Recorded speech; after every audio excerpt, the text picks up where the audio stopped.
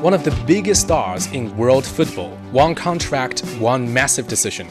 Arsenal want Vinicius Jr. while Real Madrid want to keep him. And while Europe's giants race to strengthen for the new season, who's actually built a team capable of winning it all? Hello and welcome to Sideline Story. I'm Tian Yu. Joining me today are my two sharp-eyed co-hosts Yang Guang and Brandon Yates. If you enjoy the show, hit subscribe and leave us your comments. We read every single one of them. Now, there's official announcement saying that Vinicius Jr. has decided to extend his contract with Real Madrid. For months, Vinicius Jr. and Real Madrid have been kind of locked in contract talks without reaching a real agreement. By the time we're recording this episode, there have been reports saying that Arsenal are also ready to offer a huge transfer fee, making Vinicius Jr. their highest paid player in their squad and kind of building the team around him. And meanwhile, the Gunners have also strengthened their attack by signing left winger Christos Tzolis from Club Brugge, showing they're serious about taking another step towards becoming European champion. So here's the question, Yang Guang. Vinicius Jr.'s contract talks with Real Madrid have been dragged on for quite some time, and while Arsenal are reportedly preparing a huge offer to sign him. So if you're Real Madrid, do you keep him at all costs, or is this the right time to sell him? Definitely sell. Really? Don't get me wrong. He's a world-class player. He's one of the few best in his position in the world. But his chemistry with Kylian Mbappe is just not there. Yeah. It's been 2 years. It's not there. They can't even make it 1 + 1 = 2. Yeah. So if I have to get rid of one of them, sorry, it's Vini. Yes, it's harsh for Real Madrid fans to let him go. Yeah, really harsh. He earned the Champions League for the team. He earned the La Liga for the team. Meanwhile, Mbappe didn't earn the club anything.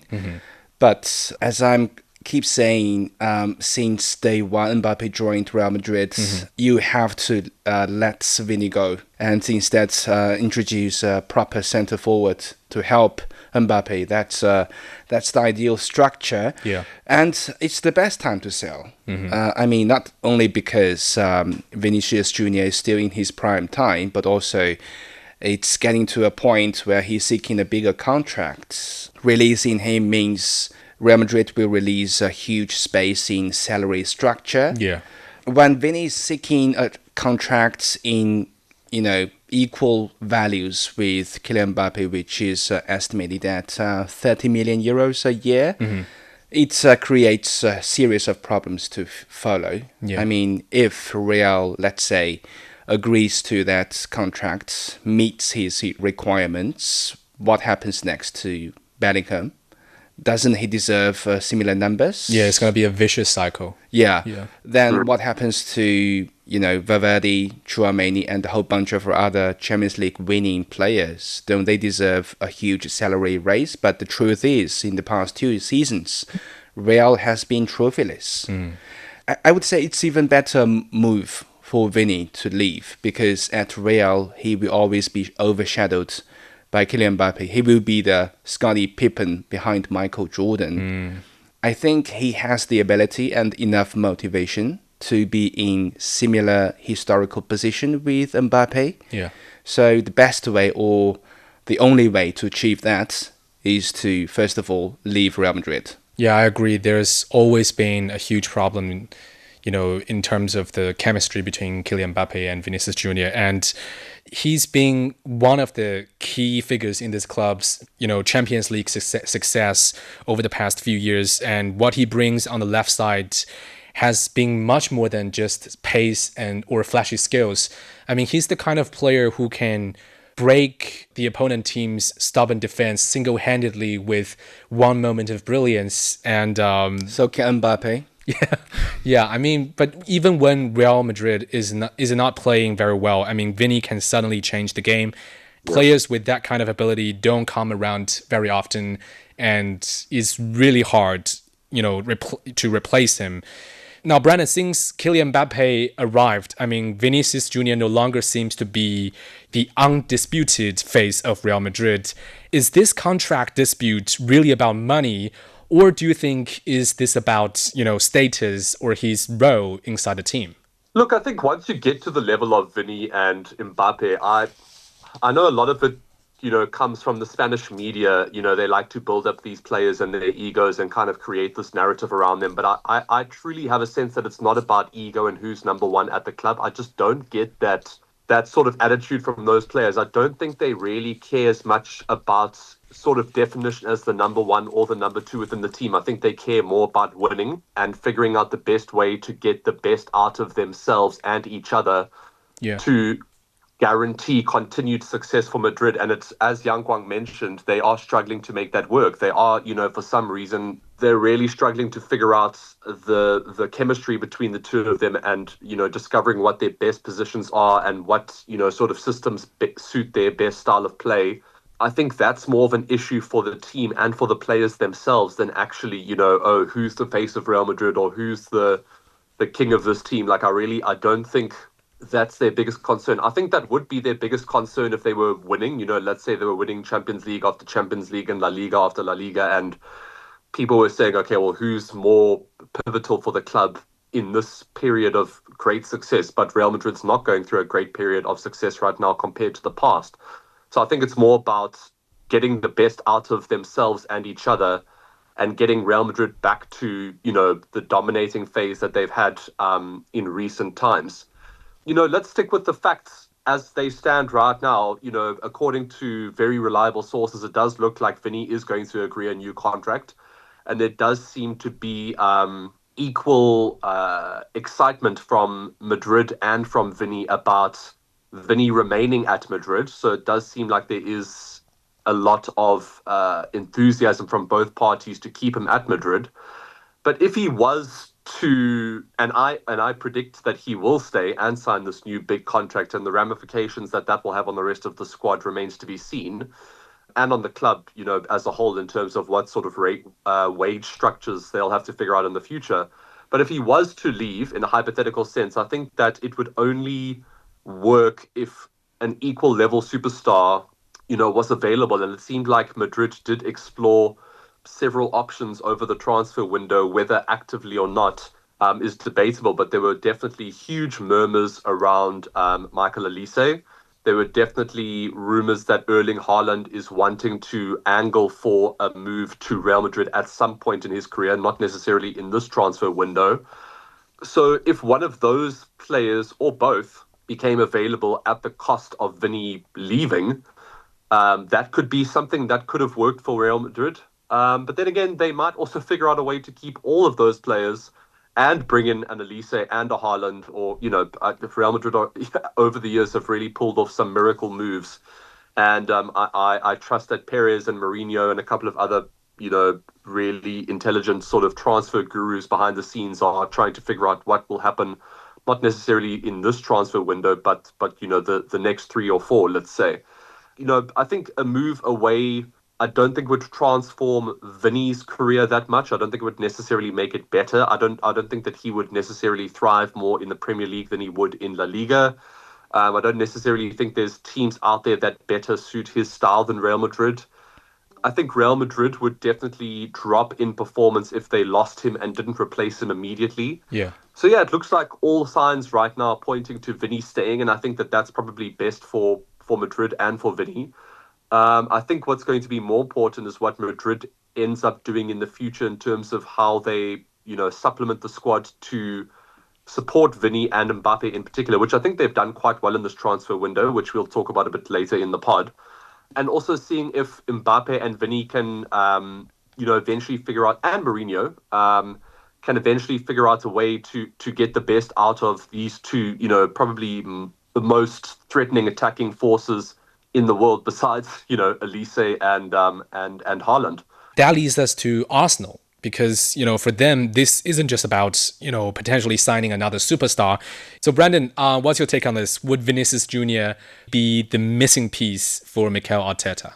It's hypothetical, guys. This is not happening. Vinny is not going to Arsenal. I don't see Arsenal spending over 200 million euros on a winger that doesn't, score 40, 50 goals a season. I don't think the Premier League is best suited for Vinny. I think it's a little bit too physical, and I think the weather also doesn't play for his style of play. I don't think the Premier League also suits his sort of personality and dramatics and, flair. And Premier League teams don't really spend crazy money on flash players anymore. I think they only really spending, let's say, over 150 million pounds on somebody like a centre forward that is scoring 35, 40 goals a season, or a centre back that keeps clean sheets, or, a midfielder that sort of dictates games and transforms a team's style. They're not really, looking for Neymars or Sanchos or Vinis, or not that I would say, Vini is just a show pony. His numbers, he really has been great in terms of assists and goals for Real Madrid over the years. I just don't think that he would be able to get those numbers in the Premier League, and I don't think that he is the type of player that is going to justify the price tag in that league. And I think he would be fantastic at PSG. I think that he would also do very well at Bayern and in the Bundesliga. And I think that the sort of style that both of those teams play would suit an out-and-out winger with the sort of creativity and explosiveness and the occasional goal that he has in him. And look, I'm not saying that he wouldn't be good for Arsenal. I think he would be a fantastic addition to the squad, and I think that he would elevate the Premier League. And, I think that he could definitely improve Arsenal, which might get them over the line in the Champions League in the future if they just don't decide to defend for 90 minutes and put all of their 11 behind the halfway line, as they did against PSG, which was, very great for me as a Manchester United fan, but must have been hugely embarrassing as an Arsenal fan. Because to just cower out like that and I'm sure Vini and his team are aware of that, to just cowered out like that in the Champions League final was a joke and embarrassing.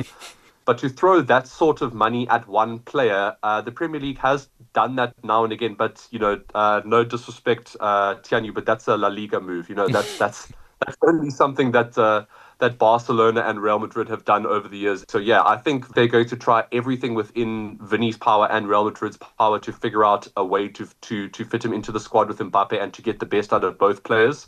And I think Vini and his team also knows that, staying at Real Madrid makes sense. He's comfortable there. He's still bringing them success. They still seem very determined to get the best out of him. And I think that is the team that has the best chance of getting the best out of him. So, yeah, I think it makes sense for Vini and for Real Madrid for him to just stay put, keep trying to get the best out of him and trying to make it work with Mbappe. And look, they spent nothing on Mbappe. I know his wages are high, but they didn't, pay a massive transfer fee for him. They didn't pay a massive transfer fee for Vini. And I think they've got the numbers to sort of maintain their wages for the foreseeable future. So I think that they're going to continue to try and make it work. And they'll probably try and throw in the additional piece here and there, like I mentioned earlier, which I think they are capable of doing. Right. And also this summer hasn't only been about just one blockbuster transfer.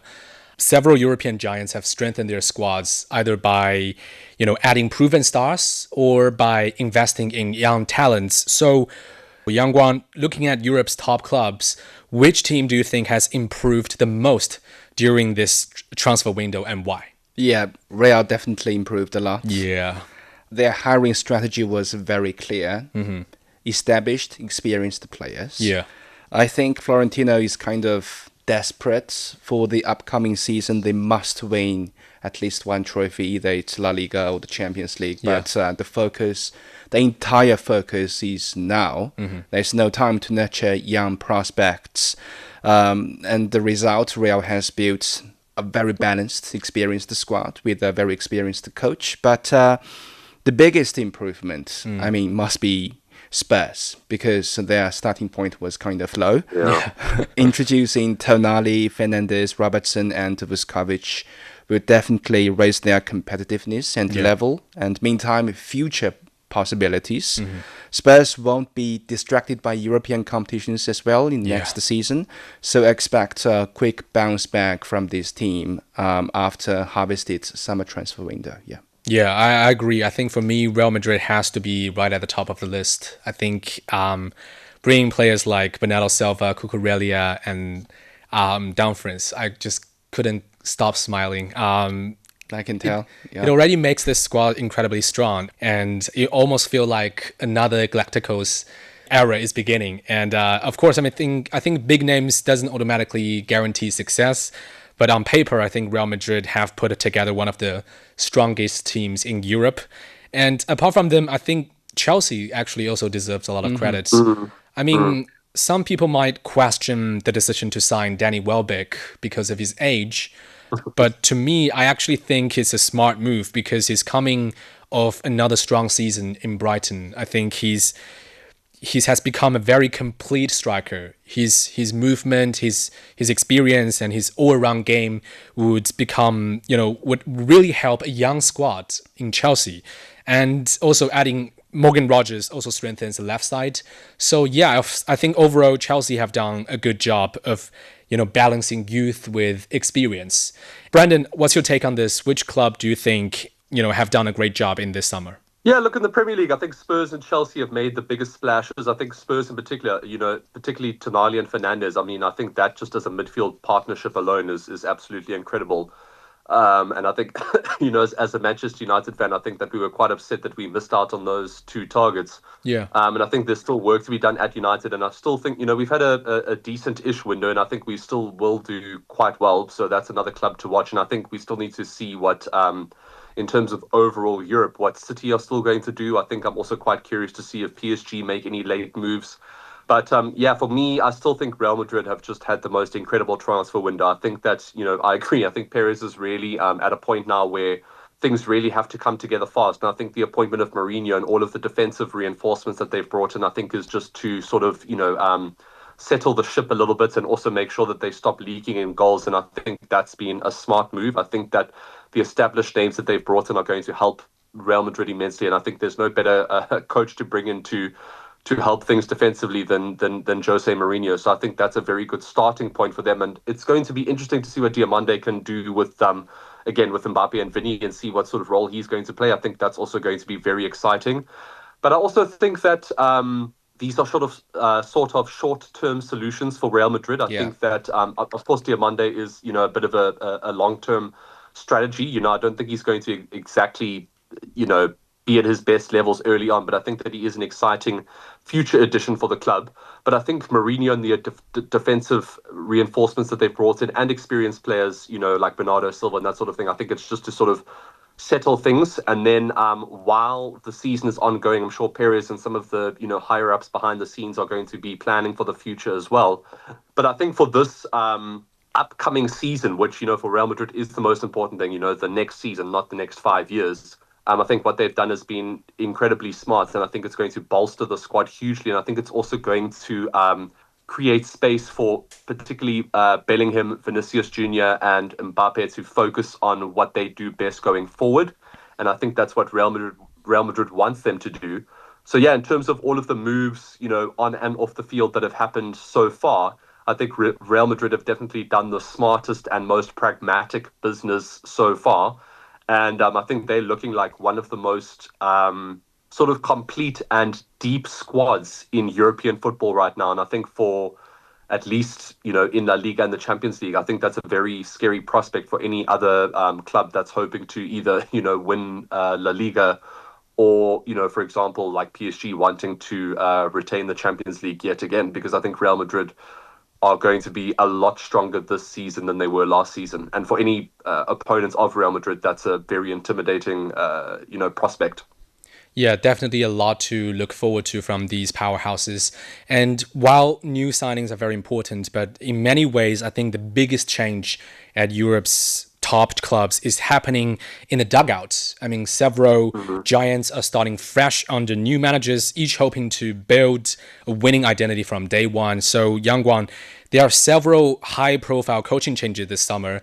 Which manager do you think is most likely to transform their team in the new season? Well, I think Iraola might have a successful start with Liverpool.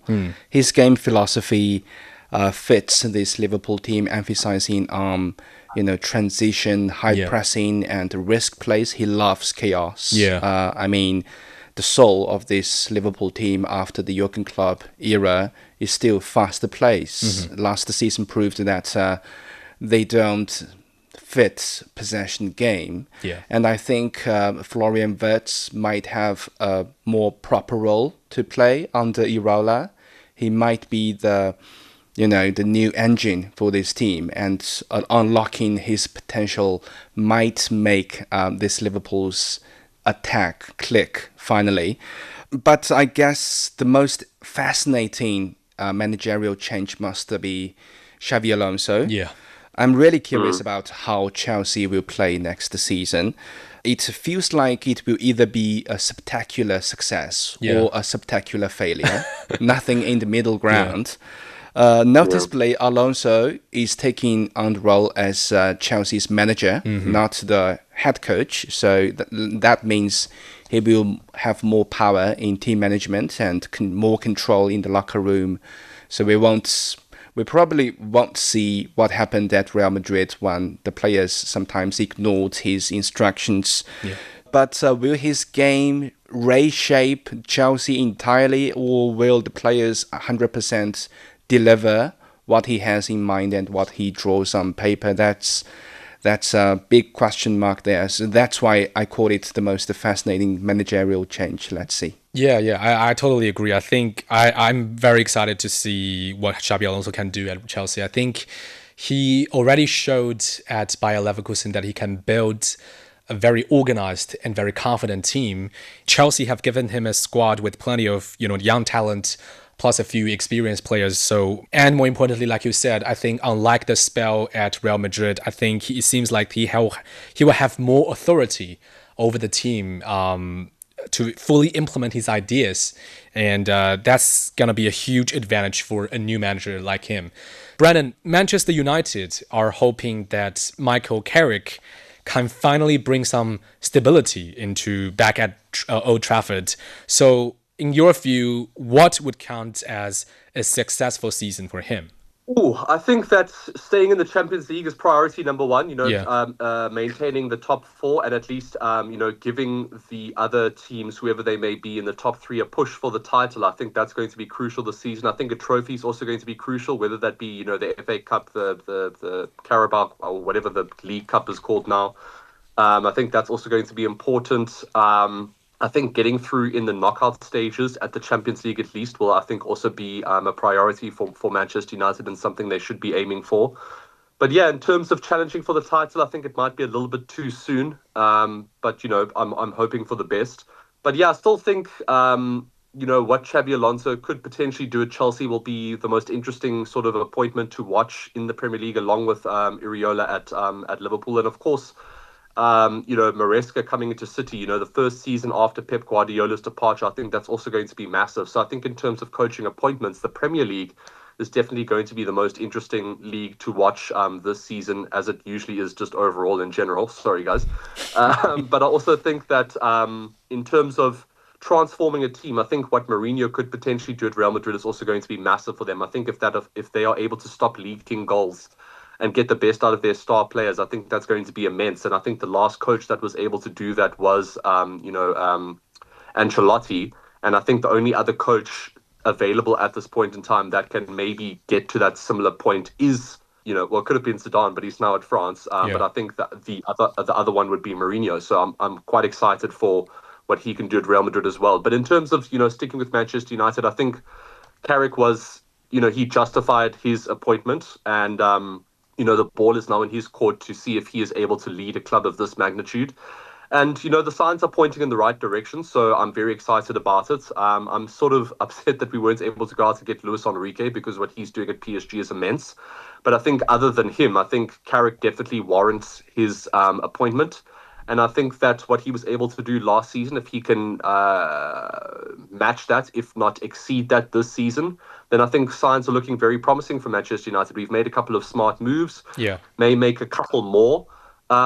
Things are looking very positive for Manchester United at the moment. So I'm cautiously optimistic heading into the new season. I actually think Man United will be the only team to challenge Arsenal in the Premier League title contention, because the other 4 teams of the Big Six are going through transitional periods. Man United showed really good incredible momentum in the latter stages of last season.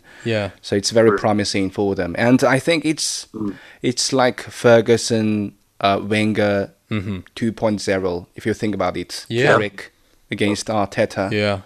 Played under 2 legendary coaches. But still rising from like a top 4 team to to real title challenges, like a huge change. But still, yeah, I still think Carrick has a real chance to succeed because, like Brandon said, we already saw some encouraging signs last season, and now United are continuing to strengthen the squad with the signing of Telemans. We're also seeking to reinforce the midfield area. So yeah, the new season is almost there, and there are plenty of storylines to follow. Well, Real Madrid launched another era with one of the deepest squads in the world football, and new managers like Michael Carrick and Xabi Alonso lead Manchester United and Chelsea back to the top. That remains to be seen. And that's it for this episode of Sideline Story. Subscribe to Sideline Story wherever you listen to podcasts. For more sports news and analysis, visit our official website at radio.cgtn.com. And don't forget to leave us your comment. We read every single one of them. And until next time, stay on the sidelines with us.